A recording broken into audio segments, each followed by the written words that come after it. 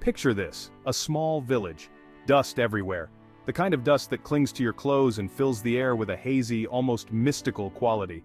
Not the glamorous kind either. It was relentless, unforgiving. This dust, it gets in your teeth. It coats everything. This was Amina's life, day in and day out.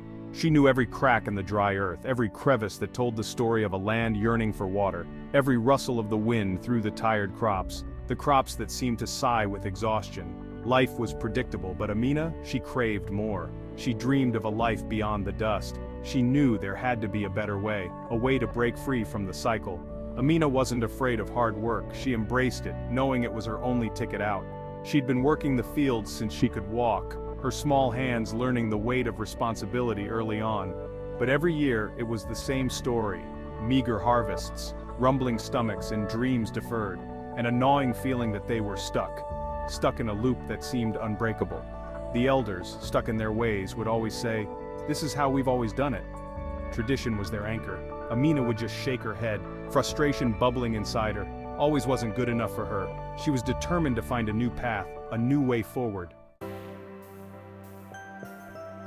One day, Amina's cousin Jabari came back from the big city. He had stories of towering buildings and strange foods.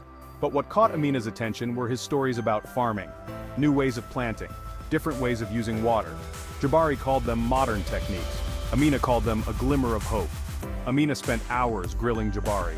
She soaked up his every word like the parched earth drank up the rare rain.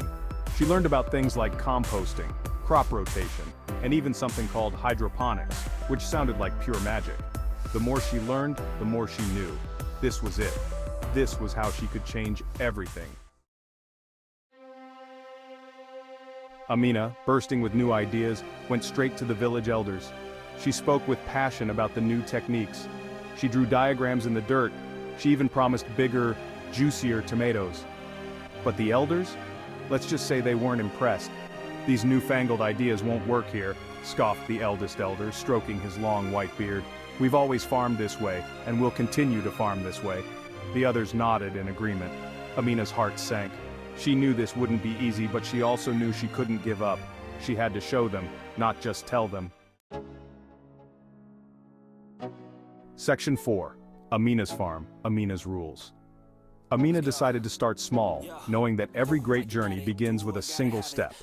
She convinced her father to let her use a small plot of their land, a piece that had been left untouched for years. It wasn't much, but it was a start, a blank canvas for her dreams. She carefully implemented everything she'd learned from Jabari. She composted, she rotated her crops, and she nurtured each seed with care. She even managed to create a makeshift irrigation system with some old clay pots and a bit of ingenuity, ensuring her plants received the water they needed. The other villagers watched with a mixture of amusement and skepticism, their eyes filled with doubt.